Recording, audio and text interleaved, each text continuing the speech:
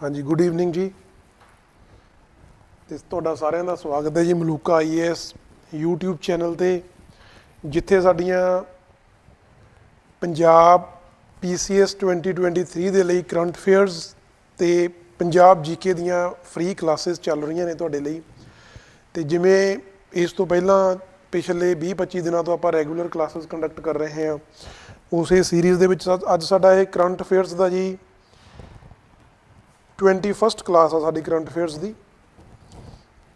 ਤੇ ਜਿਹੜੇ ਬੱਚੇ ਆਨਲਾਈਨ ਬੈਠੇ ਨੇ, ਆਵਾਜ਼ ਆ ਰਹੀ ਹੈ? ਇੱਕ ਵਾਰੀ ਮੈਸੇਜ ਕਰਕੇ ਕਮੈਂਟ ਕਰਕੇ ਦੱਸ ਦਿਓ ਜੀ, ਫਿਰ ਆਪਾਂ ਆਪਣੀ ਕਲਾਸ ਸਟਾਰਟ ਕਰੀਏ। ਹਾਂਜੀ, ਗੁੱਡ ਈਵਨਿੰਗ ਜੀ ਦਿਕਸ਼ਾ ਜੀ, ਵੈਰੀ ਗੁੱਡ ਈਵਨਿੰਗ। ਆਵਾਜ਼ ਆ ਰਹੀ ਹੈ ਜੀ ਸਾਰਿਆਂ ਨੂੰ? ਗੁੱਡ ਈਵਨਿੰਗ ਜੀ ਕਿਰਨਦੀਪ ਜੀ।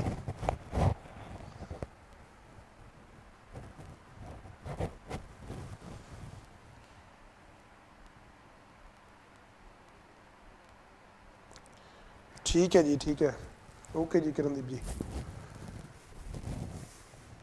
ਅੱਜ ਦਾ ਜੋ ਸਾਡਾ ਫਸਟ ਟੌਪਿਕ ਹੈ ਜੀ, that is Kashi Tamil Sangam. Very important, recently news ਦੇ ਵਿੱਚ ਬਹੁਤ ਚੱਲ ਰਿਹਾ ਤੇ ਕਲਚਰਲ ਪੁਆਇੰਟ ਆਫ ਵਿਊ ਤੋਂ ਵੀ ਇਹ ਬਹੁਤ ਇੰਪੋਰਟੈਂਟ ਹੋ ਜਾਂਦਾ ਸਾਡੇ ਲਈ, ਕਿਉਂਕਿ ਆਰਟ ਐਂਡ ਕਲਚਰ ਦੇ ਰਿਲੇਟਡ ਕੋਈ ਵੀ ਨਿਊਜ਼ ਹੈ, ਉਹ ਚਾਹੇ ਕਹਿ ਲਓ ਪਰਟੀਕੂਲਰ, ਚਾਹੇ ਸਾਡੀ ਸਟੇਟ ਦੇ ਨਾਲ ਕੰਸਰਨ ਨਹੀਂ ਹੈ, ਕਿਸੇ ਹੋਰ ਸਟੇਟ ਦੇ ਨਾਲ ਉਹ ਰਿਲੇਟਡ ਹੈ, ਉਹ ਵੀ ਸਾਡੇ ਪੇਪਰ ਲਈ ਇੰਪੋਰਟੈਂਟ ਹੋ ਜਾਂਦੀ ਆ। ਉਹ ਚਾਹੇ UPSC ਹੈ ਜਾਂ ਸਾਡਾ ਕੋਈ ਸਟੇਟ PCS ਆ। ਠੀਕ ਹੈ ਜੀ। ਕਾਸ਼ੀ ਤਮਿਲ ਸੰਗਮ ਵੈਰੀ ਇੰਪੋਰਟੈਂਟ ਹੈ ਕਿ ਇੰਟਰਨੈਸ਼ਨਲ ਨਹੀਂ, ਨੈਸ਼ਨਲ ਸਾਡਾ ਇੱਕ ਪ੍ਰੋਗਰਾਮ ਚੱਲ ਰਿਹਾ, ਏਕ ਭਾਰਤ ਸ਼੍ਰੇਸ਼ਠ Bharat.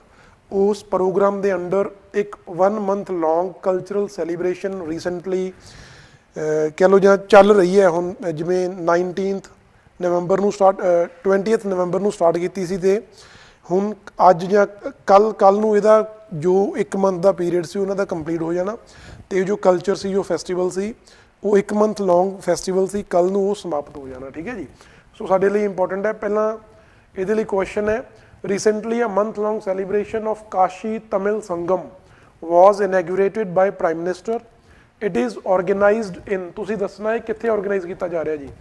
First option is Varanasi in UP, second Allahabad in UP, third Chennai in Tamil Nadu, and fourth is Rameshwaram in Tamil Nadu. ठीक है जी, ਇਹਦਾ ਆਨਸਰ ਕਰੋ। ਹਾਂਜੀ, ਸਤਿ ਸ਼੍ਰੀ ਅਕਾਲ ਜੀ, ਸਤਿ ਸ਼੍ਰੀ ਅਕਾਲ। ਆਨਸਰ 1, ਕੁਐਸਚਨ 1, ਆਨਸਰ 2, ਗੁਰੂ ਕੀ ਫੌਜ 1 ਆਨਸਰ। ਹਾਂਜੀ, ਕੁਐਸਚਨ 1 ਦਾ ਤੁਸੀਂ ਆਨਸਰ ਕਰਨਾ ਕਿ 1 ਹੈ, 2 ਹੈ, 3 ਹੈ ਜਾਂ 4 ਹੈ। ਠੀਕ ਹੈ ਜੀ।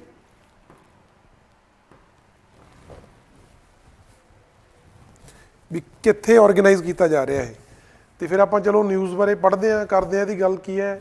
Why is news? ਬਿਕੋਜ਼ ਤੁਹਾਨੂੰ ਦੱਸਿਆ ਕਿ recently prime minister Narendra Modi ਨੇ a month long program named Kashi Tamil Sangam, it was inaugurated by prime minister Narendra Modi in Varanasi in UP। ਠੀਕ ਹੈ ਜੀ। 17 ਨਵੰਬਰ ਤੋਂ 16 ਦਸੰਬਰ ਤੱਕ ਸੀ ਇਹ। ਪਿਛਲੇ 2 ਦਿਨ ਪਹਿਲਾਂ ਇਹ ਜੋ ਫੈਸਟੀਵਲ ਆ ਇਹ ਕੰਪਲੀਟ ਹੋ ਚੁੱਕਿਆ।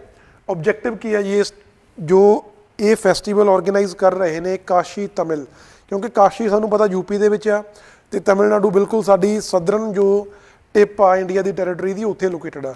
ਸੋ ਇਹਨਾਂ ਦੋਨਾਂ ਦੇ ਲਈ ਕੋਈ ਪ੍ਰੋਗਰਾਮ ਆਰਗੇਨਾਈਜ਼ ਕਰਕੇ ਕੀ ਕਰਨਾ ਚਾਹੁੰਦੇ ਨੇ, ਹੈ ਨਾ, ਉਹਦਾ ਓਬਜੈਕਟਿਵ ਕੀ ਹੈ। It is to celebrate, reaffirm and rediscover the age-old links between Tamil Nadu and Kashi, two of the country's most important and ancient seats of learning. Very important. Varanasi is also known as cultural capital of India. ठीक है जी।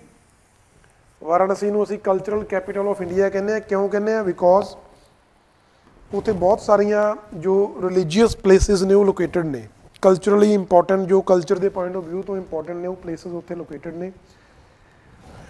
ਤੇ implementing agency ਇਸ programme ਨੂੰ implement ਕੌਣ ਕਰ ਰਿਹਾ ਜੀ? ਇਹਨੂੰ ਇੰਪਲੀਮੈਂਟ ਕਰ ਰਿਹਾ IIT Madras and Banaras Hindu University. ਠੀਕ ਹੈ ਜੀ। IIT Madras and Banaras Hindu University ਇਹਨਾਂ ਨੂੰ ਪ੍ਰੋਗਰਾਮ ਨੂੰ ਇੰਪਲੀਮੈਂਟ ਕਰ ਰਹੇ ਨੇ।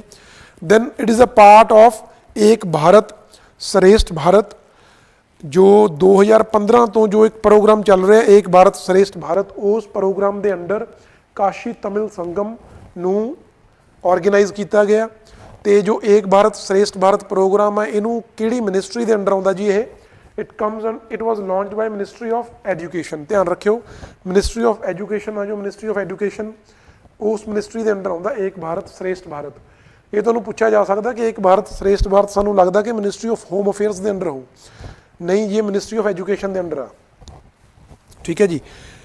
तो फिर इंपॉर्टेंट जो साडे लिए एक चीज़ होर इंपॉर्टेंट आ, during the inauguration ceremony prime minister released book named Thirukkural, a classic Tamil text written by Thiruvalluvar. Very important.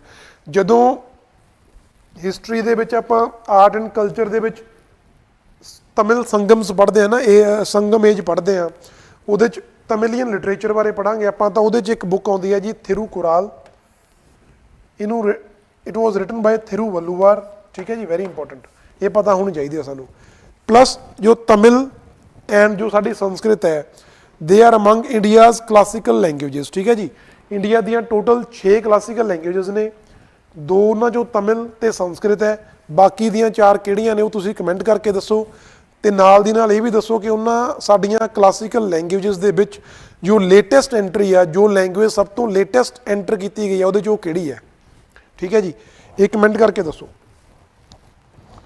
तो यदा जो क्वेश्चन से बच्चों ने आंसर किया, तुहानूं पता लग ही गया कि वाराणसी के विच आपां उहनूं इनैगोरेट किया, वाराणसी च ऑर्गेनाइज किया गया। सो यदा आंसर हो गया जी 1। ठीक है, तो क्लासिकल लैंग्वेजेस बारे जरूर कमेंट करो कि संस्कृत ते तमिल तो बिना होर किहड़ियां लैंग्वेजेस इंडिया दियां क्लासिकल लैंग्वेजेस ने, ते उन्हां दे विचों लेटेस्ट एंट्री किहड़ी आ, सब तो ज़्यादा वो किहड़ी लैंग्वेज है जिहड़ी सब तो बाद च उस लिस्ट दे विच ऐड की गई है। ठीक है जी।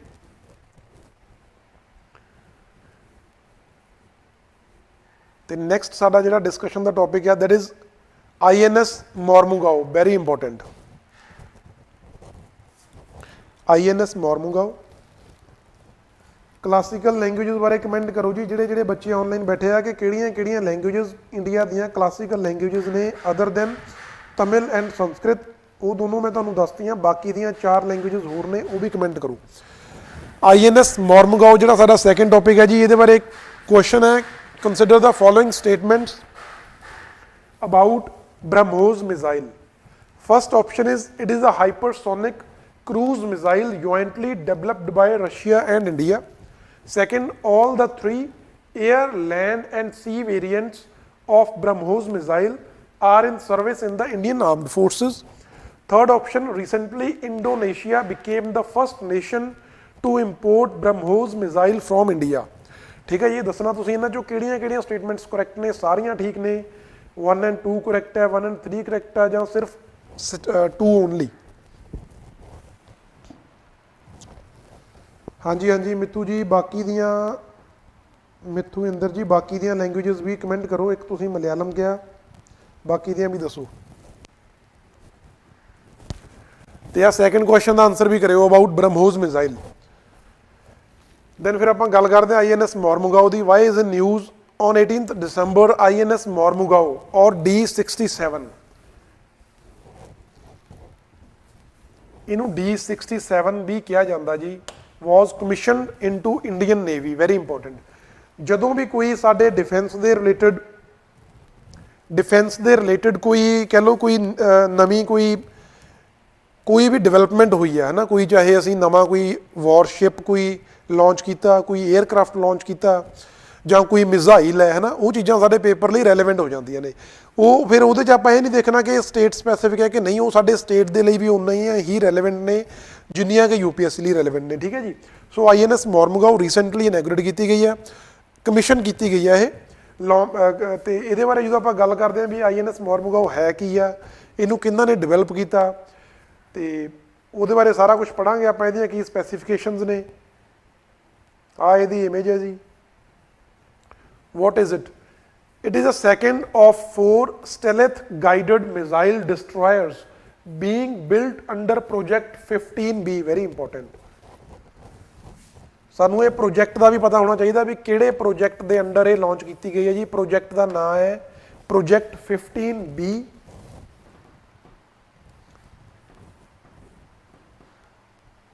Project 15B ते ये जो प्रोजेक्ट है ये अंडर आप टोटल 4 डिस्ट्रॉयरस आप कह लो, जो साड़ियाँ इंडियन नेवल शिप्स ने ਜਿਨ੍ਹਾਂ ਦਾ ਕੰਮ ਹੋਊਗਾ 에ਅਰਕ੍ਰਾਫਟਸ ਨੂੰ, ਕਮਿੰਗ 에ਅਰਕ੍ਰਾਫਟਸ ਨੂੰ ਜਾਂ ਕਮਿੰਗ ਮਿਜ਼ਾਈਲਸ ਨੂੰ ਡਿਸਟਰੋਏ ਕਰਨਾ, ਉਹ ਡਿਵੈਲਪ ਕਰਨੀਆਂ ਨੇ ਟੋਟਲ 4। ਉਹਨਾਂ ਦੇ ਵਿੱਚੋਂ ਇਹ ਦੂਸਰੀ ਕਹਿ ਲਓ ਦੂਸਰਾ ਡਿਸਟਰੋਇਰ ਹੈ ਜਿਹੜਾ ਪ੍ਰੋਜੈਕਟ 15B ਦੇ ਅੰਡਰ ਕਮਿਸ਼ਨ ਕੀਤਾ ਗਿਆ। ਇਹਨਾਂ ਦੀਆਂ ਜੋ ਮੇਨ ਇਹਨਾਂ ਦੇ ਫੀਚਰਸ ਨੇ, ਇੱਕ ਤਾਂ ਇਹਨਾਂ ਦੇ ਵਿੱਚ ਸਟੈਲਥ ਟੈਕਨੋਲੋਜੀ, ਸਟੈਲਥ ਫੀਚਰਸ ਯੂਜ਼ ਕੀਤੇ ਜਾਂਦੇ ਨੇ ਇਹਨਾਂ ਦੇ ਕੰਸਟਰਕਸ਼ਨ ਦੇ ਵਿੱਚ। ਸਟੈਲਥ ਫੀਚਰਸ ਦਾ ਮਤਲਬ ਹੁੰਦਾ ਵੀ ਉਹਦੀ ਜੋ ਕੰਸਟਰਕਸ਼ਨ ਆ ਉਹਨੂੰ ਇਸ ਤਰੀਕੇ ਨਾਲ ਕਰਨਾ ਆਪਾਂ ਸੋ ਦੈਟ ਜੋ ਰਡਾਰਸ ਨੇ ਜਾਂ ਹੋਰ ਸਰਵੇਲੈਂਸ ਦੇ ਲਈ ਕੋਈ ਵੀ ਇਕਵਿਪਮੈਂਟ ਜਿਹੜੇ ਯੂਜ਼ ਹੁੰਦੇ ਨੇ ਉਹ ਈਜ਼ੀਲੀ ਇਸ ਸਾਡੀ ਵਾਰਸ਼ਿਪ ਨੂੰ ਰੈਕੋਗਨਾਈਜ਼ ਨਾ ਕਰ ਸਕਣ, ਠੀਕ ਹੈ ਜੀ। ਮਤਲਬ ਉਹਨਾਂ ਦੀ ਰਡਾਰ ਉਹ ਇਸ ਚੀਜ਼ ਨੂੰ ਸੈਂਸ ਨਹੀਂ ਕਰ ਪਾਉਂਦੇ, ਉਹਨਾਂ ਦੀ ਨਿਗਾਹ ਤੋਂ ਬਚੀ ਰਹਿੰਦੀ ਹੈ। ਇਹ ਧਿਆਨ ਰੱਖਿਓ, ਜਿੱਥੇ ਵੀ ਸਟੈਲਥ ਟੈਕਨੋਲੋਜੀ ਹੋਊ ਉਹਦਾ ਮਤਲਬ ਇਹ ਆ, ਜਾਂ ਸਟੈਲਥ ਫੀਚਰ ਹੋਊ ਕਿਸੇ ਵੀ ਇਕਵਿਪਮੈਂਟ ਦਾ, ਉਹਦਾ ਮਤਲਬ ਇਹ ਆ ਕਿ ਉਹ ਰਡਾਰਸ ਜਾਂ ਹੋਰ ਸਰਵੇਲੈਂਸ ਇਕਵਿਪਮੈਂਟਸ ਨੇ ਜਿਹੜੇ ਉਹਨਾਂ ਦੀ ਕਹਿ ਲਓ ਉਹਨਾਂ ਤੋਂ ਕੈਪਚਰ ਨਹੀਂ ਹੁੰਦਾ, ਉਹਨਾਂ ਨੂੰ ਪਤਾ ਨਹੀਂ ਲੱਗਦਾ, ਉਹਨਾਂ ਤੋਂ ਰੈਕੋਗਨਾਈਜ਼ ਨਹੀਂ ਹੁੰਦਾ। ਇੱਦਾਂ ਦੇ ਫੀਚਰਸ ਹੁੰਦੇ ਨੇ ਇਹਦੀ ਕੰਸਟਰਕਸ਼ਨ ਦੇ ਵਿੱਚ, ਠੀਕ ਹੈ ਜੀ। Guided missile destroyer, it is named after the historic port city of Mormugao in Goa. Very important, ਇਹ ਵੀ ਸਾਨੂੰ ਪਤਾ ਹੋਣਾ ਚਾਹੀਦਾ ਕਿ ਮੋਰਮੁਗਾਓ ਸਿਟੀ ਕਿੱਥੇ ਹੈ ਜੀ। ਇਹ ਗੋਆ ਦੀ ਇੱਕ ਪੋਰਟ ਸਿਟੀ ਹੈ, ਹਿਸਟੋਰੀਕਲੀ ਇੰਪੋਰਟੈਂਟ ਪੋਰਟ ਸਿਟੀ ਹੈ ਇਹ, ਜਿਹਦੇ ਤੇ ਇਹਦਾ ਆਪਾਂ ਨਾਂ ਇਹਨੂੰ INS ਮੋਰਮੁਗਾਓ ਦਾ ਨਾਂ ਦਿੱਤਾ, ਠੀਕ ਹੈ ਜੀ। ਕਾਫੀ ਬੱਚਿਆਂ ਨੇ ਕਮੈਂਟ ਕੀਤਾ ਜੀ। ਹਾਂਜੀ ਹਾਂਜੀ ਮਨੀਸ਼ ਜੀ, ਪ੍ਰੋਜੈਕਟ 15 ਬਾਰੇ ਵੀ ਗੱਲ ਕਰਾਂਗੇ। ਇੱਕ ਮਿੰਟ ਰੁਕੋ, ਆਪਾਂ ਉੱਥੇ ਤੱਕ ਪਹੁੰਚ ਜਾਈਏ ਪਹਿਲਾਂ। ਤੇਲਗੂ, ਕੰਨੜ, ਉੜੀਆ, ਮਲਿਆਲਮ, ਠੀਕ ਹੈ ਜੀ, ਠੀਕ ਹੈ। ਚਾਹਲ ਜੀ, ਕਿਰਨਦੀਪ ਜੀ ਨੇ ਆਨਸਰ ਕੀਤਾ।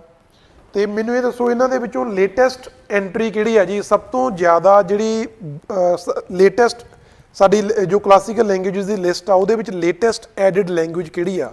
ਕਿਹੜੀ ਲੈਂਗੁਏਜ ਨੂੰ ਸਭ ਤੋਂ ਬਾਅਦ ਚ ਰੀਸੈਂਟਲੀ ਕਹਿ ਲਓ ਐਡ ਕੀਤਾ ਗਿਆ?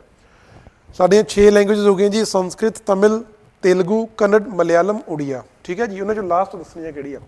ਫਿਰ ਆਪਾਂ ਗੱਲ ਕਰਦੇ ਹਾਂ ਜੋ ਸਾਡੀ INS ਮੋਰਮੁਗਾਓ ਆ, ਇਹਦੀ ਡਿਜ਼ਾਈਨ ਤੇ ਡਿਵੈਲਪਮੈਂਟ ਦੀ। ਇਹਨੂੰ ਡਿਜ਼ਾਈਨ ਕਿਹਨੇ ਕੀਤਾ? It is designed by directorate of naval design, ਇੱਕ ਬੋਡੀ ਹੈ, ਇੱਕ ਇੰਸਟੀਚਿਊਟ ਆ, ਉਹਨਾਂ ਨੇ ਡਿਜ਼ਾਈਨ ਕੀਤਾ ਇਹਨੂੰ। ਡਿਵੈਲਪ ਕੀਤਾ ਜੀ Mazagaon dock ship builders limited, Mumbai. The destroyer has over 75% indigenous content, ਠੀਕ ਹੈ ਜੀ। ਜੇ ਆਪਾਂ ਨੂੰ ਕਿਹਾ ਜਾਵੇ ਕੁਐਸਚਨ ਦੇ ਵਿੱਚ ਸਟੇਟਮੈਂਟ ਹੋਵੇ ਕਿ 100% ਇੰਡੀਜੀਨਸ ਆ ਇਹ ਸਾਡਾ ਡਿਸਟਰੋਇਰ, ਨਹੀਂ ਜੀ, 100% ਨਹੀਂ, ਇਹਦੇ 'ਚ 75% ਆਫ ਜੋ ਇਹਦਾ ਕੰਟੈਂਟ ਹੈ ਉਹ ਸਾਡਾ ਇੰਡੀਜੀਨਸ ਆ, ਤੇ ਬਾਕੀ ਜੋ 25 ਆ ਉਹ ਅਸੀਂ ਬਾਹਰਲੀ ਕਿਸੇ ਕੰਟਰੀ ਤੋਂ ਜਾਂ ਤਾਂ ਕਹਿ ਲਓ ਟਰਾਂਸਫਰ ਆਫ ਟੈਕਨੋਲੋਜੀ ਦੇ ਥਰੂ ਮੰਗਵਾਇਆ, ਜਾਂ ਉਹਨਾਂ ਨੇ ਉੱਥੇ ਡਿਵੈਲਪ ਕਰਕੇ ਉਹ ਚੀਜ਼ਾਂ ਕਹਿ ਲਓ 25% ਦਾ ਕੁਛ ਹਿੱਸਾ ਅਸੀਂ ਕਿਸੇ ਦੂਸਰੀ ਕੰਟਰੀ ਤੋਂ ਮੰਗਵਾਇਆ। ਤੇ ਉਹ ਕਿਹੜੀ ਕੰਟਰੀ ਹੈ ਜੀ? ਉਹ ਹੈ ਇਜ਼ਰਾਈਲ, ਠੀਕ ਹੈ। ਦੈਨ ਆਪਾਂ ਗੱਲ ਕਰੀਏ ਇਹਦੇ ਆਰਸਨਲ ਦੀ, ਮਤਲਬ ਇਹਦੇ ਤੇ ਕਿਹੜੇ ਕਿਹੜੇ ਵੈਪਨਸ ਲੱਗੇ ਹੋਏ ਨੇ, ਕਿਹੜੇ ਕਿਹੜੇ ਵੈਪਨਸ ਦੇ ਨਾਲ ਇਕਵਿਪਡ ਹੈ ਜੀ ਇਹ। It is equipped with BrahMos supersonic cruise missile, very important.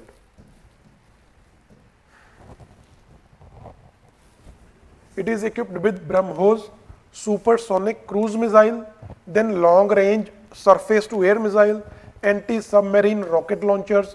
ਇਹ ਸਾਰੇ ਵੈਪਨਸ ਨੇ ਜਿਹੜੇ ਇਹ ਸਾਡੇ INS ਮੋਰਮੁਗਾਓ ਦੇ ਉੱਪਰ ਲੱਗੇ ਹੋਏ ਨੇ, ਠੀਕ ਹੈ ਜੀ। ਹਾਂਜੀ, ਉੜੀਆ ਲੇਟੈਸਟ ਐਂਟਰੀ ਹੈ ਜੀ ਮਨੀਸ਼ ਜੀ, ਬਾਕੀ ਦੋ ਬੱਚਿਆਂ ਨੇ ਆਨਸਰ ਠੀਕ ਕੀਤਾ। ਤੇ Odia was the latest entry into the list of classical languages, Odia, Malayalam ਨਹੀਂ ਹੈ ਜੀ। Then it is propelled by, ਚਲੋ ਸਾਡੇ ਲਈ ਇੰਨਾ ਬਹੁਤ ਰੈਲੇਵੈਂਟ ਨਹੀਂ ਹੈ ਕਿ 4 ਇਹਦੇ 'ਚ ਗੈਸ ਟਰਬਾਈਨਸ ਨੇ, ਇਹਨਾਂ ਦੀ ਸਪੀਡ 30 ਨੋਟਸ ਤੱਕ ਚਲੀ ਜਾਂਦੀ ਹੈ। Very important, it can fight under nuclear, biological and chemical warfare conditions, ਠੀਕ ਹੈ ਜੀ। ਚਾਹੇ ਨਿਊਕਲੀਅਰ ਵਾਰ ਆ, ਚਾਹੇ ਬਾਇਓਲੋਜੀਕਲ ਵਾਰਫੇਅਰ ਆ, ਚਾਹੇ ਕੈਮੀਕਲ ਵਾਰਫੇਅਰ ਆ, ਉੱਦਾਂ ਦੇ ਸਾਰੇ ਵਾਰਫੇਅਰਸ ਦੇ ਵਿੱਚ ਜੋ ਸਾਡੀ INS ਮੋਰਮੁਗਾਓ ਹੈ ਉਹ ਫਾਈਟ ਕਰ ਸਕਦੀ ਹੈ, ਠੀਕ ਹੈ। ਹੁਣ ਆਪਣੇ ਕੋਲ ਗੱਲ ਆ ਜਾਂਦੀ ਹੈ ਜੀ ਪ੍ਰੋਜੈਕਟ 15B ਦੀ, ਜਿਹਦੇ ਬਾਰੇ ਪੁੱਛ ਰਹੇ ਸੀ ਕਿ ਪ੍ਰੋਜੈਕਟ 15B ਕੀ ਹੈ। ਪ੍ਰੋਜੈਕਟ 15B 2011 ਦੇ ਵਿੱਚ ਸਟਾਰਟ ਕੀਤਾ ਗਿਆ ਸੀ। ਜਿਵੇਂ ਤੁਹਾਨੂੰ ਦੱਸਿਆ ਕਿ ਇਹਦੇ ਅੰਡਰ ਆਪਾਂ 4 ਡਿਸਟਰੋਇਰਸ ਕੰਸਟਰਕਟ ਕਰਨੇ ਨੇ, 4 ਇੱਦਾਂ ਦੇ ਸਾਡੇ ਨੇਵਲ ਸ਼ਿਪਸ ਕੰਸਟਰਕਟ ਕਰਨੀਆਂ ਨੇ ਜਿਨ੍ਹਾਂ ਦਾ ਕੰਮ ਹੋਊਗਾ ਕਮਿੰਗ ਜਾਂ ਸਾਡੇ ਕਹਿ ਲਓ ਐਨੀਮੀ 에ਅਰਕ੍ਰਾਫਟਸ ਨੇ ਜਾਂ ਐਨੀਮੀ ਮਿਜ਼ਾਈਲਸ ਨੇ ਉਹਨਾਂ ਨੂੰ ਡਿਸਟਰੋਏ ਕਰਨ ਦਾ, ਠੀਕ ਹੈ ਜੀ। ਇਹਦੇ ਅੰਡਰ ਟੋਟਲ ਅਸੀਂ 4 ਸਾਡੇ ਨੇਵਲ ਸ਼ਿਪਸ ਨੂੰ ਕੰਸਟਰਕਟ ਕਰਨਾ, ਜਿਨ੍ਹਾਂ 'ਚੋਂ 2 ਹੋ ਚੁੱਕੀਆਂ ਨੇ। ਫਸਟ ਵਨ ਵਾਜ਼ INS ਵਿਸਾਖਾਪਟਨਮ, ਜਿਹੜੀ 2021 ਦੇ ਵਿੱਚ ਕਮਿਸ਼ਨ ਕੀਤੀ ਗਈ ਸੀ। ਸੈਕੰਡ ਇਜ਼ INS ਮੋਰਮੁਗਾਓ, ਤੇ ਇਹਦੇ ਬਾਅਦ ਜੋ 2 ਦੂਸਰੀਆਂ ਨੇ, one is INS Imphal and the last one is INS Surat.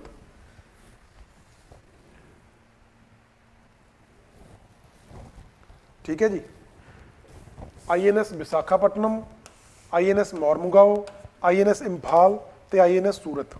INS Visakhapatnam was commissioned in 2021 ਤੇ ਬਾਕੀ ਦੀਆਂ ਜਿਹੜੀਆਂ ਹੈਗੀਆਂ ਉਹ ਆਪਣੇ ਕੋਲ ਕਹਿ ਲਓ ਵੀ ਆਪਣੀਆਂ ਡਿਫਰੈਂਟ ਸਟੇਜਸ ਦੇ ਉੱਪਰ ਜਾਂ ਉਹਨਾਂ ਦੀ ਡਿਵੈਲਪਮੈਂਟ ਹੋ ਰਹੀ ਹੈ ਜਾਂ ਟਰਾਇਲਸ ਉਹਨਾਂ ਦੇ ਚੱਲ ਰਹੇ ਨੇ, ਠੀਕ ਹੈ ਜੀ।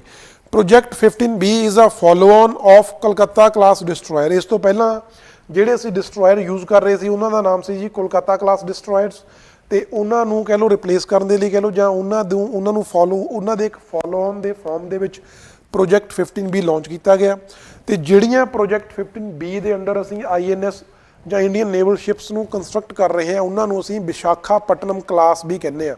ਧਿਆਨ ਰੱਖਿਓ ਕਿਉਂਕਿ ਇਹਦੇ ਅੰਡਰ ਜੋ ਫਸਟ ਨੇਵਲ ਸ਼ਿਪ ਲਾਂਚ ਕੀਤੀ ਗਈ ਹੈ, ਕਮਿਸ਼ਨ ਕੀਤੀ ਗਈ ਹੈ, ਦੈਟ ਵਾਜ਼ INS ਵਿਸ਼ਾਖਾਪਟਨਮ, ਜਿਹਦੇ ਕਰਕੇ ਇਹ ਜਿਹੜੀ ਪੂਰੀ ਕਲਾਸ ਆ ਪ੍ਰੋਜੈਕਟ 15B ਦੇ ਅੰਡਰ ਜਿਹੜੀਆਂ ਵੀ ਸ਼ਿਪਸ ਬਣ ਰਹੀਆਂ ਨੇ ਉਹਨਾਂ ਦੀ ਕਲਾਸ ਆ, ਉਸ ਕਲਾਸ ਨੂੰ ਅਸੀਂ ਵਿਸ਼ਾਖਾਪਟਨਮ ਕਲਾਸ ਕਹਿੰਦੇ ਆ। ਤੇ ਤੁਹਾਡੇ ਲਈ ਕੁਐਸਚਨ ਹੈ ਕਿ ਇੰਫਾਲ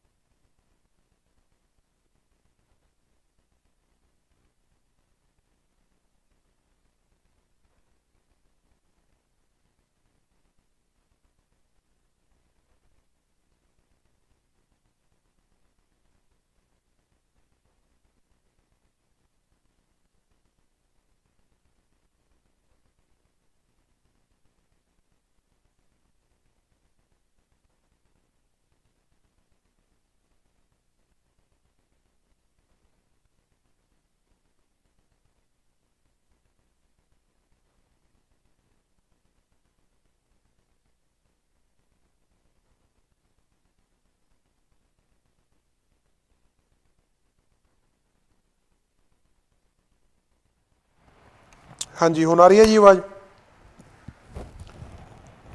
ਜਿਹੜਾ ਆਪਾਂ ਇਹ ਕੁਐਸਚਨ ਇਹਦੀ ਫਸਟ ਸਟੇਟਮੈਂਟ ਗਲਤ ਹੈ ਜੀ। ਫਸਟ ਸਟੇਟਮੈਂਟ ਕਿਉਂ ਗਲਤ ਹੈ? ਹਾਂਜੀ ਹੁਣ ਆ ਰਹੀ ਹੈ, ਦੇਖੋ ਹੁਣ ਆ ਰਹੀ ਹੋ ਆਵਾਜ਼। First statement is wrong because BrahMos is not a hypersonic, it's a supersonic cruise missile. ठीक है जी, फर्स्ट स्टेटमेंट गलत होगी। ठीक है जी नवजोत जी। ਤੇ ਸੈਕਿੰਡ ਸਾਡਾ ਹੈ all the 3 air land and sea variants of BrahMos missile are in service in Indian armed forces. ਇਹ ਸਟੇਟਮੈਂਟ ਠੀਕ ਹੈ ਜੀ। ਤੇ ਥਰਡ ਸਟੇਟਮੈਂਟ ਹੈ recently Indonesia became the first nation. ਨਹੀਂ ਜੀ, ਇੰਡੋਨੇਸ਼ੀਆ ਫਸਟ ਨਹੀਂ ਹੈ, ਇਸ ਤੋਂ ਪਹਿਲਾਂ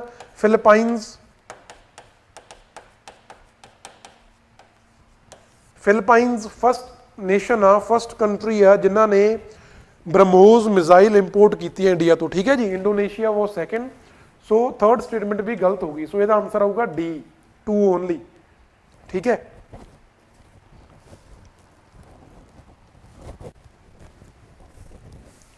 ਤੇ ਹੁਣ ਸਾਡਾ ਜੋ ਨੈਕਸਟ ਟੌਪਿਕ ਹੈ that is GST council, very important. Choose the correct statement about GST council. Third question ਤੁਹਾਡੇ ਲਈ ਹੈ। First statement is it is a constitutional body. Second, it is presided by the finance secretary of India.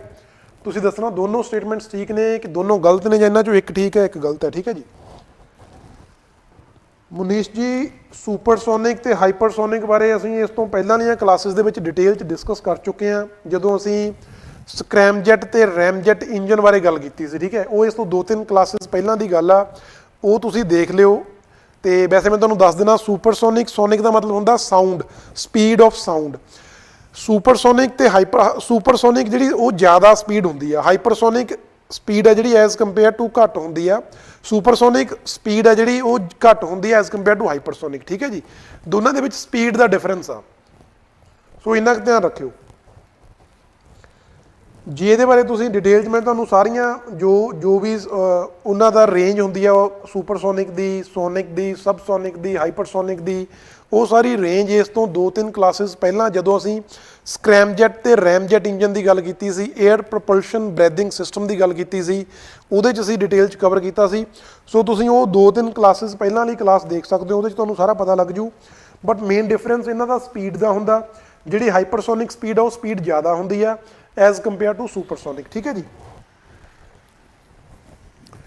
ਤੇ GST ਵਾਲੇ GST council ਬਾਰੇ ਤੁਸੀਂ consider ਕਰਨਾ, first statement it is a constitutional body, second it is presided by the finance secretary of India. ਤੇ ਹੁਣ news ਦੇ ਵਿੱਚ ਕਿਉਂ ਆ ਜੀ, why is news recently in its 48th meeting the council recommended to decriminalize certain offences under section 132 of GST Central GST Act 2017। ਜਿਹੜਾ GST act ਹੈ, central GST act, ਉਹਦੇ ਅੰਡਰ ਸੈਕਸ਼ਨ 132 ਦੇ ਅੰਡਰ ਕੁਝ offences ਨੇ ਜਿਨ੍ਹਾਂ ਨੂੰ criminal category ਦੇ ਵਿੱਚ ਰੱਖਿਆ ਗਿਆ। ਤੇ ਜੋ ਰੀਸੈਂਟਲੀ ਇਹਨਾਂ ਦੀ 48th ਮੀਟਿੰਗ ਹੋਈ ਆ GST ਕਾਉਂਸਲ ਦੀ, ਉਹਦੇ ਅੰਡਰ ਇਹਨਾਂ ਨੇ ਪ੍ਰਪੋਜ਼ ਕੀਤਾ ਕਿ ਉਹਨਾਂ offences ਨੂੰ ਅਸੀਂ ਡੀਕ੍ਰਿਮੀਨਲਾਈਜ਼ ਕਰ ਦਈਏ, ਠੀਕ ਹੈ ਜੀ। ਉਹਦੇ ਬਾਰੇ ਅੱਗੇ ਡਿਟੇਲ 'ਚ ਆਪਾਂ ਗੱਲ ਕਰਾਂਗੇ। ਪਹਿਲਾਂ GST ਕਾਉਂਸਲ ਹੈ ਕੀ? GST ਕਾਉਂਸਲ ਸੈਂਟਰ ਤੇ ਸਟੇਟਸ ਦੀ ਇੱਕ ਜੁਆਇੰਟ ਫੋਰਮ ਹੈ, ਜਿੱਥੇ ਦੋਨੋਂ ਸਾਡੇ ਕੁਝ ਸੈਂਟਰ ਦੇ ਮੈਂਬਰਸ ਹੁੰਦੇ ਨੇ, ਕੁਝ ਸਟੇਟ ਦੇ ਮੈਂਬਰਸ ਹੁੰਦੇ ਨੇ, ਉਹ ਕਹਿ ਲਓ ਡੈਲੀਬਰੇਟ ਕਰਦੇ ਨੇ, ਇੱਕ ਉਹਨਾਂ ਦੀ ਮੀਟਿੰਗ ਹੁੰਦੀ ਆ, ਡਿਸਕਸ਼ਨਸ ਕਰਦੇ ਨੇ। ਤੇ ਇਹ ਜੋ ਕਾਉਂਸਲ ਹੈ, it was constituted by president under article 279A clause 1 of the constitution। therefore it is a constitutional body, ਠੀਕ ਹੈ ਜੀ। ਇਹ ਪਤਾ ਹੋਣਾ ਚਾਹੀਦਾ ਤੁਹਾਨੂੰ ਕਿ GST ਕਾਉਂਸਲ ਹੈ ਜਿਹੜੀ ਇੱਕ ਕਨਸਟੀਟਿਊਸ਼ਨਲ ਬੋਡੀ ਹੈ। ਇਹਦੇ ਲਈ ਆਰਟੀਕਲ ਹੈ ਜੀ 279A clause 1। ਇਹਨੂੰ ਜਦੋਂ ਆਪਾਂ 101st ਕਨਸਟੀਟਿਊਸ਼ਨਲ ਅਮੈਂਡਮੈਂਟ 2016 ਦੇ ਵਿੱਚ ਪਾਸ ਕੀਤੀ ਆ, ਜਿਹਦੇ ਅੰਡਰ GST ਜੋ ਸਾਡਾ ਗੁੱਡਸ ਐਂਡ ਸਰਵਿਸਿਜ਼ ਟੈਕਸ ਆ ਉਹ ਇੰਟਰੋਡਿਊਸ ਕੀਤਾ ਗਿਆ ਸੀ, ਉਸ ਅਮੈਂਡਮੈਂਟ ਨੇ ਇੱਕ ਨਵਾਂ ਆਰਟੀਕਲ ਐਡ ਕੀਤਾ, ਦੈਟ ਇਜ਼ 279A clause 1, ਜਿਹਦੇ ਅੰਡਰ GST ਕਾਉਂਸਲ ਦੀ ਕਨਸਟੀਟਿਊਸ਼ਨ ਦੀ ਗੱਲ ਕੀਤੀ ਜਾਂਦੀ ਹੈ, ਠੀਕ ਹੈ ਜੀ।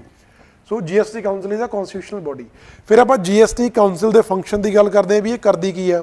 ਜਿਵੇਂ ਸਾਨੂੰ ਪਤਾ ਕਿ ਇਹਦਾ ਨਾਂ ਤੋਂ ਪਤਾ ਲੱਗ ਰਿਹਾ ਕਿ ਗੁੱਡਸ ਐਂਡ ਸਰਵਿਸਿਜ਼ ਟੈਕਸ, ਜਿਹੜੇ ਵੀ GST ਦੇ ਰਿਲੇਟਡ ਮੁੱਦੇ ਨੇ ਉਹਨਾਂ ਦੇ ਉੱਪਰ ਜਿਹੜੀ ਕਹਿ ਲਓ ਡਿਸਕਸ਼ਨ ਹੋਣੀ ਆ ਉਹ GST ਕਾਉਂਸਲ ਦੇ ਵਿੱਚ ਹੁੰਦੀ ਆ। ਮੁੱਦੇ ਮਤਲਬ ਕਿ ਕਿਹੜੀਆਂ ਗੁੱਡਸ ਜਾਂ ਕਿਹੜੀਆਂ ਸਰਵਿਸਿਜ਼ ਦੇ ਉੱਪਰ ਟੈਕਸ ਲੱਗਣਾ, ਕਿਹੜੀਆਂ ਗੁੱਡਸ ਨੂੰ ਉਹਨਾਂ ਆਪਾਂ GST ਟੈਕਸ ਤੋਂ ਐਗਜ਼ੈਂਪਟ ਕਰਨਾ, ਜਾਂ ਫਿਰ ਕਹਿ ਲਓ ਕਿੰਨਾ ਟੈਕਸ ਲੱਗਣਾ, ਜਿਹਨੂੰ ਆਪਾਂ ਕਹਿੰਦੇ ਆ ਨਾ GST ਦੀਆਂ ਡਿਫਰੈਂਟ ਸਲੈਬਸ ਨੇ, ਮਤਲਬ ਉਹ ਵੀ GST ਕਾਉਂਸਲ ਹੀ ਡਿਸਾਈਡ ਕਰਦੀ ਆ, ਠੀਕ ਹੈ ਜੀ। ਦੈਨ ਆਪਾਂ ਗੱਲ ਕਰਦੇ ਹਾਂ ਇਹਦੀ ਕੰਪੋਜੀਸ਼ਨ ਦੀ। ਇਹਦੇ ਮੈਂਬਰਸ ਕੌਣ ਨੇ? ਚੇਅਰਪਰਸਨ ਦ ਯੂਨੀਅਨ ਫਾਈਨੈਂਸ ਮਿਨਿਸਟਰ। ਧਿਆਨ ਰੱਖਿਓ ਯੂਨੀਅਨ ਫਾਈਨੈਂਸ ਮਿਨਿਸਟਰ ਆ ਜਿਹੜਾ, ਜੋ ਪ੍ਰੈਜ਼ੈਂਟਲੀ ਸਾਡੇ ਨਿਰਮਲਾ ਸੀਤਾਰਮਨ ਜੀ ਨੇ, ਉਹ ਇਹਦੇ ਚੇਅਰਪਰਸਨ ਹੋਣਗੇ GST ਕਾਉਂਸਲ ਦੇ। ਦੈਨ ਮੈਂਬਰਸ, ਇੱਕ ਸਾਰਾ ਯੂਨੀਅਨ ਮਿਨਿਸਟਰ ਆਫ ਸਟੇਟ ਜਿਹੜਾ ਫਾਈਨੈਂਸ ਦੇ ਲਈ ਹੁੰਦਾ, ਉਹ ਇੱਕ ਮੈਂਬਰ ਹੋਊਗਾ as a member of GST council. Then ਹਰ ਇੱਕ ਸਟੇਟ ਆਪਣੇ ਜੋ ਸਟੇਟ ਦੇ ਫਾਈਨੈਂਸ ਜਾਂ ਟੈਕਸੇਸ਼ਨ ਵਿਭਾਗ ਦੇ ਮੰਤਰੀ ਨੇ ਉਹਨਾਂ ਨੂੰ ਅਪਾਇੰਟ ਕਰਦੀ ਹੈ as members to the GST council, ਠੀਕ ਹੈ ਜੀ। ਹਰ ਇੱਕ ਸਟੇਟ ਦੇ ਮੈਂਬਰ, ਹਰ ਇੱਕ ਸਟੇਟ ਦੇ ਫਾਈਨੈਂਸ ਮਿਨਿਸਟਰਸ ਹੋ ਗਏ as a member, plus union minister of state for finance ਉਹ ਇਹਦਾ ਮੈਂਬਰ ਹੋ ਗਿਆ, ਤੇ ਜੋ ਸਾਡਾ ਯੂਨੀਅਨ ਮਿਨਿਸਟਰ ਆਫ ਫਾਈਨੈਂਸ ਆ ਉਹ ਇਹਦਾ ਚੇਅਰਪਰਸਨ ਹੋ ਗਿਆ, ਠੀਕ ਹੈ ਜੀ। ਇਹ ਜਦੋਂ ਆਪਾਂ ਪੋਲਿਟੀ ਦੇ ਬਾਰੇ ਪੋਲਿਟੀ ਪੜ੍ਹਾਂਗੇ ਨਾ, ਉਦੋਂ ਆਪਾਂ ਇਹਨਾਂ ਜਿਵੇਂ ਯੂਨੀਅਨ ਮਿਨਿਸਟਰ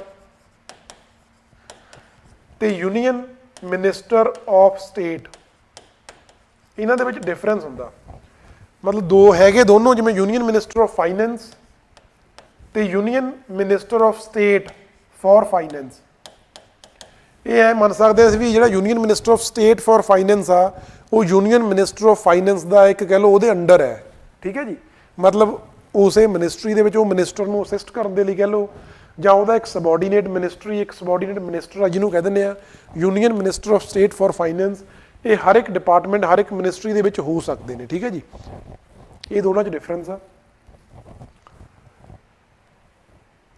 ਤੇ ਫਿਰ ਆਪਾਂ ਗੱਲ ਕਰਦੇ ਹਾਂ proposals made at 48th meeting, ਜੋ ਇਹਨਾਂ ਦੀ ਰੀਸੈਂਟ ਮੀਟਿੰਗ ਹੋਈ ਆ ਉਹਦੇ 'ਚ ਕਿਹੜੇ ਪ੍ਰਪੋਜ਼ਲਸ ਦੀ ਗੱਲ ਹੋਈ ਹੈ। ਜਿਵੇਂ ਤੁਹਾਨੂੰ ਦੱਸਿਆ ਕਿ ਇਹਨਾਂ ਨੇ ਡੀਕ੍ਰਿਮੀਨਲਾਈਜ਼ ਕਰਨ ਦੀ ਗੱਲ ਕੀਤੀ ਆ ਸਰਟਨ offences ਨੂੰ।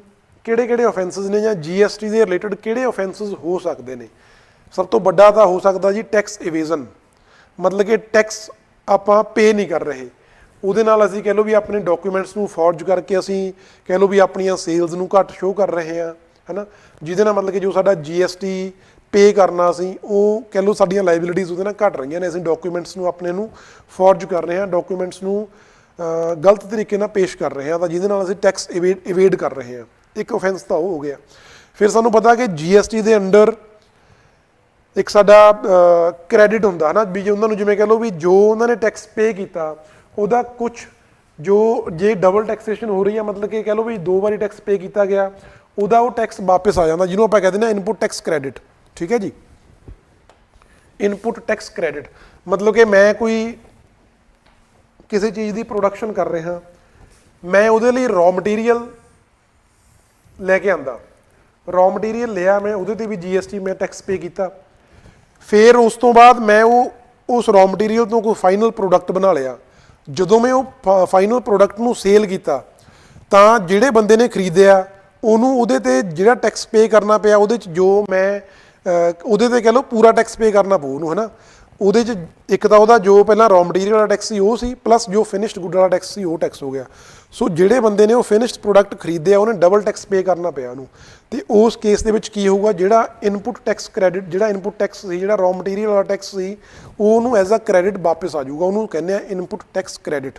ਠੀਕ ਹੈ ਜੀ, ਜਿਹੜਾ ਇਨਪੁਟ ਤੇ ਟੈਕਸ ਪੇ ਕੀਤਾ ਸੀ ਉਹ ਵਾਪਸ ਆ ਜਾਊਗਾ, ਕਿਉਂਕਿ ਜਿਹੜਾ ਟੈਕਸ ਆ ਸਾਡਾ GST ਟੈਕਸ ਆ, ਇਹ ਮੇਨਲੀ ਇਹ ਇਨਡਾਇਰੈਕਟ ਟੈਕਸ ਆ।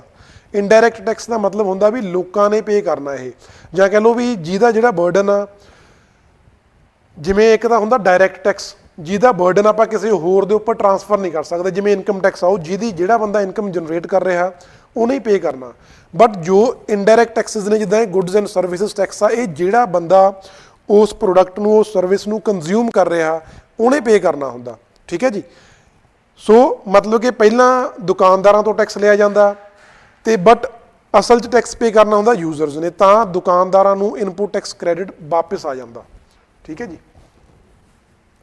ਤੇ ਫਾਲਸ ਕਲੇਮਸ ਆਫ ਰਿਫੰਡਸ ਹੋ ਸਕਦੇ ਨੇ, ਇਹ ਸਾਰੇ ਇਹਦੇ ਅੰਡਰ ਓਫੈਂਸਿਸ ਨੇ, ਤੇ ਇਹਨਾਂ ਓਫੈਂਸਿਸ ਨੂੰ ਡੀਕ੍ਰਿਮੀਨਲਾਈਜ਼ ਕਰਨ ਦੀ ਗੱਲ ਪ੍ਰਪੋਜ਼ ਕੀਤੀ ਗਈ ਹੈ, ਕਿਉਂਕਿ ਇਸ ਤੋਂ ਪਹਿਲਾਂ ਇਹਨਾਂ ਨੂੰ ਕ੍ਰਿਮੀਨਲ ਕੈਟੇਗਰੀ ਦੇ ਵਿੱਚ ਰੱਖਿਆ ਜਾਂਦਾ ਸੀ, ਤੇ ਹੁਣ ਜੋ ਕਾਉਂਸਲ ਦੀ ਮੀਟਿੰਗ ਹੋਈ ਉਹਦੇ 'ਚ ਕਿਹਾ ਗਿਆ ਕਿ ਇਹਨਾਂ ਓਫੈਂਸਿਸ ਨੂੰ ਅਸੀਂ ਡੀਕ੍ਰਿਮੀਨਲਾਈਜ਼ ਕਰ ਦਈਏ। ਕਿਉਂਕਿ GST ਹਲੇ ਕਹਿ ਲਓ ਵੀ ਇੱਕ ਆਪਣੀ ਨੇਸੈਂਟ ਸਟੇਜ ਦੇ ਵਿੱਚ ਹੈ ਨਾ, ਹਲੇ ਨਵਾਂ ਇੰਪਲੀਮੈਂਟ ਕੀਤਾ, ਇਹਦੇ 'ਚ ਬਹੁਤ ਸਾਰੀਆਂ ਚੇਂਜਸ ਆਉਣਗੀਆਂ। ਪਹਿਲਾਂ ਹੋ ਸਕਦਾ ਕੋਈ ਪ੍ਰੋਵੀਜ਼ਨਸ ਇੱਦਾਂ ਦੀਆਂ ਬਣਾਤੀਆਂ ਹੁਣ ਗਵਰਨਮੈਂਟ ਨੇ ਜਿਹੜੀਆਂ ਉਹਨਾਂ ਨੂੰ ਹੁਣ ਲੱਗ ਰਹੀਆਂ ਨੇ ਕਿ ਗਲਤ ਹੈ, ਸੋ ਉਹਨਾਂ ਨੂੰ ਹੌਲੀ ਹੌਲੀ ਚੇਂਜ ਕਰ ਰਹੇ ਨੇ, ਤੇ ਉਹਨਾਂ ਦੇ ਵਿੱਚੋਂ ਇੱਕ ਰਿਕਮੈਂਡੇਸ਼ਨ ਇਹ ਹੈ ਵੀ ਇਹਨੂੰ ਅਸੀਂ ਡੀਕ੍ਰਿਮੀਨਲਾਈਜ਼ ਕਰ ਦਈਏ ਓਫੈਂਸਿਸ ਨੂੰ, ਇਹ ਕ੍ਰਾਈਮ ਦੀ ਕੈਟੇਗਰੀ 'ਚ ਨਹੀਂ ਆਉਂਦੀ, ਇਹਨਾਂ ਦੇ ਲਈ ਪਨਿਸ਼ਮੈਂਟ ਇੰਨੀ ਹਾਰਸ਼ ਨਹੀਂ ਹੋਣੀ ਚਾਹੀਦੀ। ਦੈਨ ਫੋਲੋਇੰਗ ਰਿਕਮੈਂਡੇਸ਼ਨਸ ਆਰ ਮੇਡ, ਇਹਦੇ ਬਾਅਦ ਹੋਰ ਜੋ ਰਿਕਮੈਂਡੇਸ਼ਨਸ ਇਹਦੇ ਬਿਨਾਂ ਹੋਰ ਕਿਹੜੀਆਂ ਨੇ ਜੀ, raising the minimum threshold of tax amount for launching prosecution. ਜਦੋਂ ਕਿਸੇ ਬੰਦੇ ਨੇ, ਕਿਸੇ ਵੀ ਕਹਿ ਲਓ ਕਿਸੇ ਵੀ ਪਰਸਨ ਨੇ ਕੋਈ ਟੈਕਸ ਇਵੇਡ ਕੀਤਾ, ਉਹਦੇ ਅਗੇਂਸਟ ਪ੍ਰੋਸੀਕਿਊਸ਼ਨ ਫਾਈਲ ਹੋਊ, ਬਟ ਪਹਿਲਾਂ ਉਹਦੇ ਲਈ ਜੋ ਥ੍ਰੈਸ਼ਹੋਲਡ ਲਿਮਿਟ ਸੀ ਨਾ, ਦੈਟ ਵਾਜ਼ 1 ਕਰੋੜ, ਮਤਲਬ ਜੇ ਕਿਸੇ ਨੇ 1 ਕਰੋੜ ਰੁਪਏ ਦਾ ਟੈਕਸ ਇਵੇਡ ਕਰ ਲਿਆ ਤਾਂ ਉਹਦੇ ਅਗੇਂਸਟ ਕ੍ਰਿਮੀਨਲ ਚਾਰਜਸ ਫਾਈਲ ਕਰਕੇ ਪ੍ਰੋਸੀਕਿਊਸ਼ਨ ਸਟਾਰਟ ਕੀਤੀ ਜਾਊ।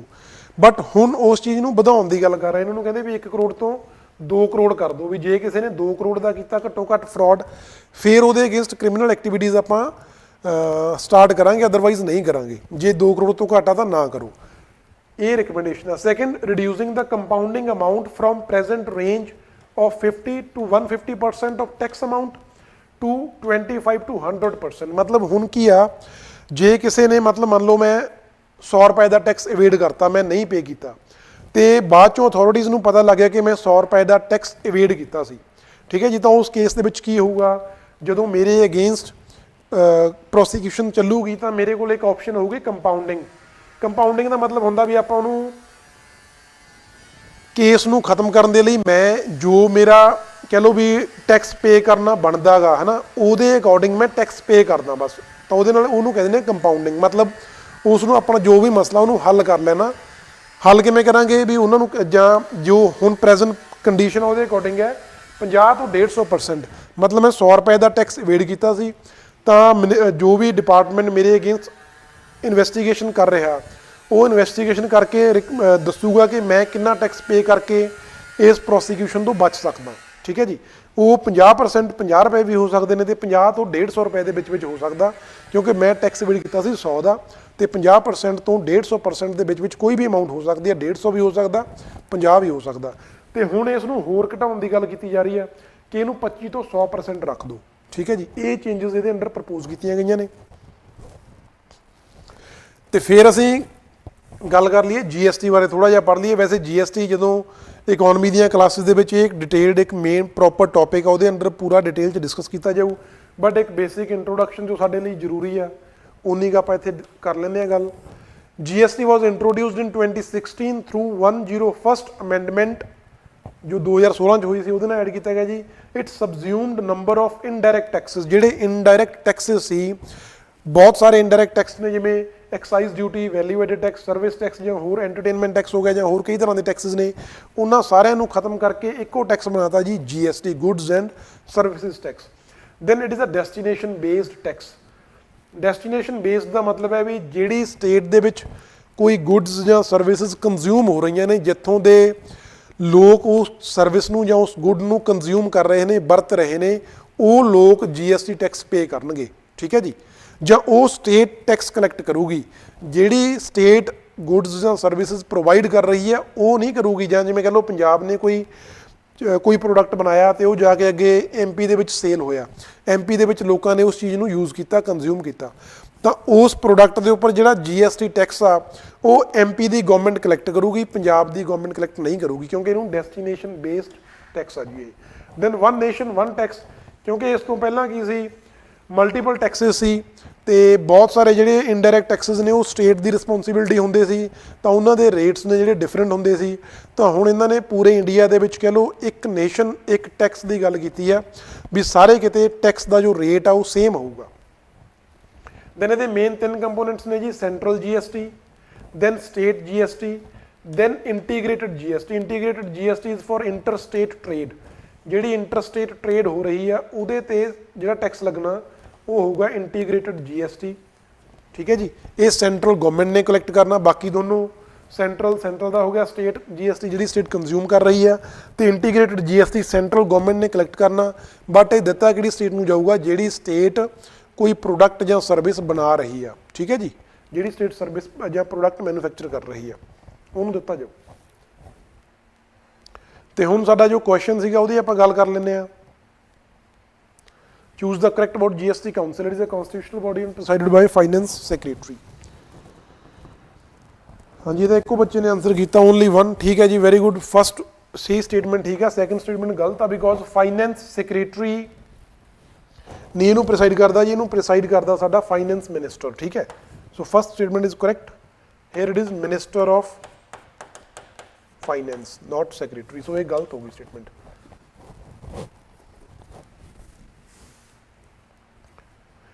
तो जिमें आप डायरैक्ट तो इनडायरैक्ट टैक्सिस की गल कर रहे थे, थोड़ा जिहा तुहानूं मैं दस ही दिना। वैसे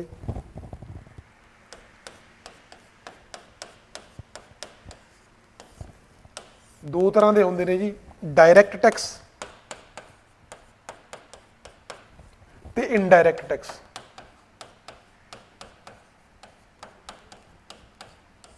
जिहड़े डायरैक्ट टैक्स होंदे ने उन्हां दा मतलब है भी इन्हां दा जिहड़ा डायरैक्ट टैक्स ने, जिहड़े इन्हां दा जिहड़ा बर्डन आ, वो असीं किसी होर बंदे दे उपर ट्रांसफर नहीं कर सकते। जिहड़ा बंदा ये टैक्स पे कर रहा उस टैक्स का जिहड़ा बोझ आ, जिहड़ा बर्डन आ, उस पर्टिकुलर पर्सन ते आ रहा।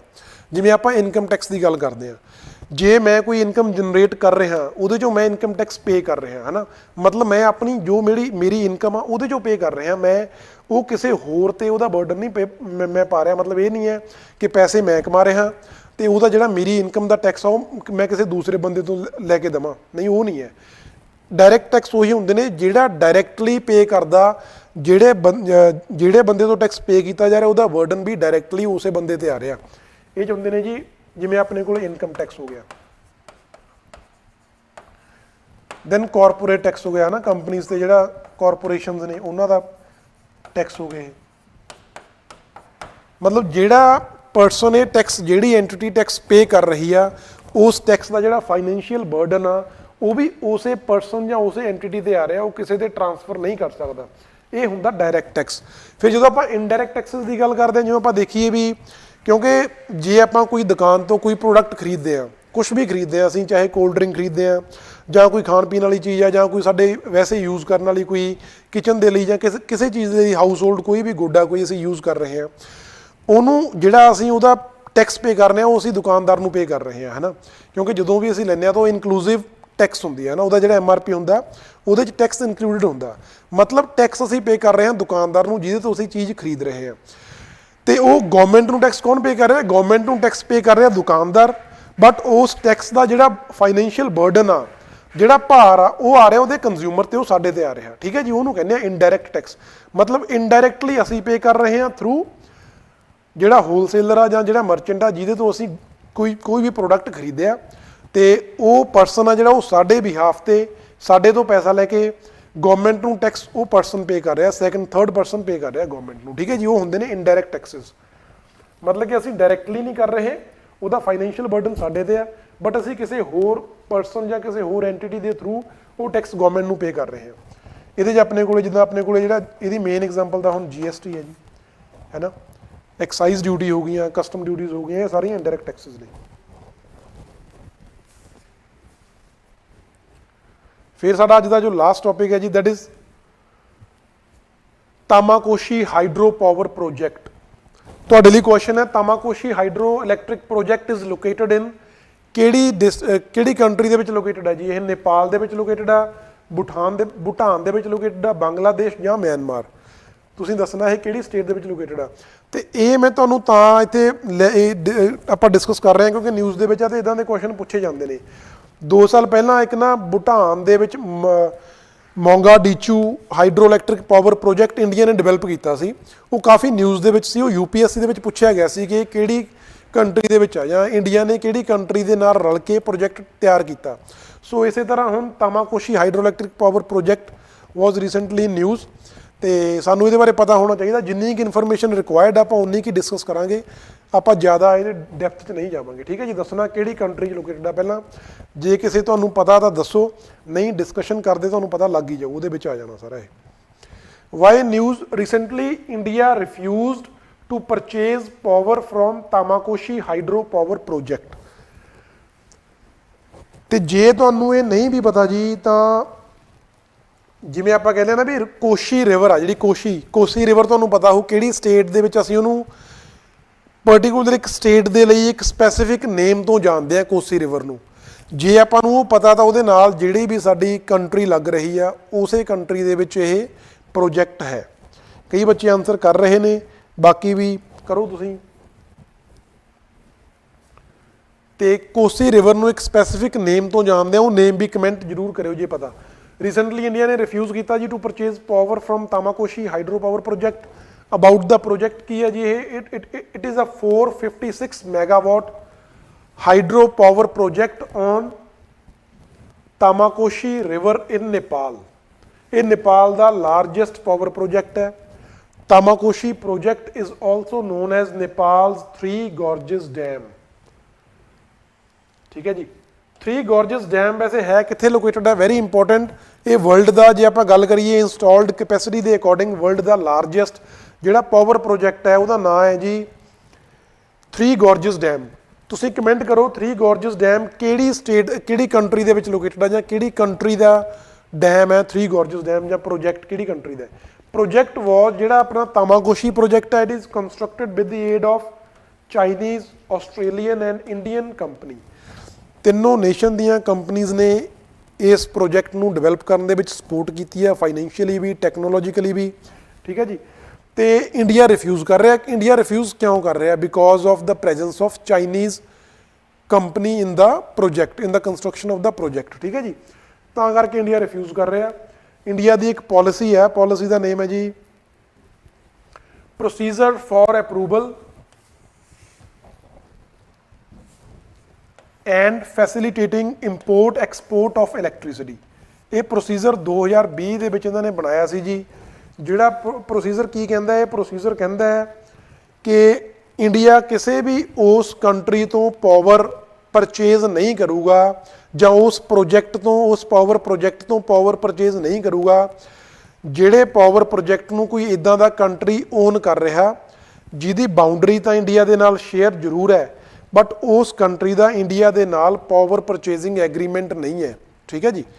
ਤੇ ਮੇਨਲੀ ਇਹਦੇ 'ਚ ਦੋ ਕੰਟਰੀਜ਼ ਨੇ, ਚਾਈਨਾ ਐਂਡ ਪਾਕਿਸਤਾਨ। ਇਹਨਾਂ ਦੋਨਾਂ ਦੇ ਨਾਲ ਸਾਡਾ ਕੋਈ ਪਾਵਰ ਪਰਚੇਜ਼ਿੰਗ ਐਗਰੀਮੈਂਟ ਨਹੀਂ ਹੈ, ਦੋਨੋਂ ਸਾਡੇ ਨਾਲ ਬਾਉਂਡਰੀ ਸ਼ੇਅਰ ਕਰਦੇ ਨੇ। ਤਾਂ ਇਸ ਪ੍ਰੋਸੀਜਰ ਦੇ ਅੰਡਰ ਮੇਨਲੀ ਦੋ ਕੰਟਰੀਜ਼ ਨੇ ਜਿਨ੍ਹਾਂ ਦੇ ਕਿਸੇ ਵੀ ਪਾਵਰ ਪ੍ਰੋਜੈਕਟ ਤੋਂ ਅਸੀਂ ਪਾਵਰ ਪਰਚੇਜ਼ ਨਹੀਂ ਕਰਾਂਗੇ, ਉਹ ਹੈ ਚਾਈਨਾ ਐਂਡ ਪਾਕਿਸਤਾਨ।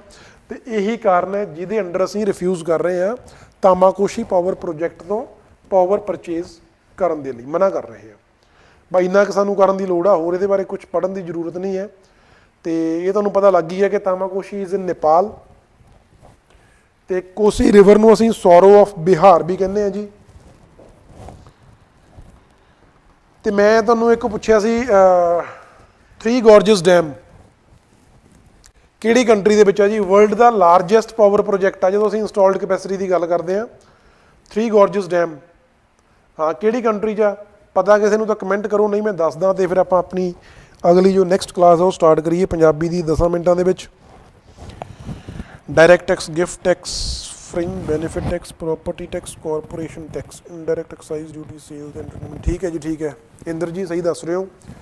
ਤੇ ਜਿਹੜਾ ਥਰੀ ਗੋਰਜਸ ਡੈਮ ਆ ਨਾ ਜੀ, ਇਹ ਚਾਈਨਾ ਦੇ ਵਿੱਚ ਆ। ਠੀਕ ਹੈ, ਜੈਂਗਟਜ਼ੇ ਰਿਵਰ ਆ ਚਾਈਨਾ ਦੀ।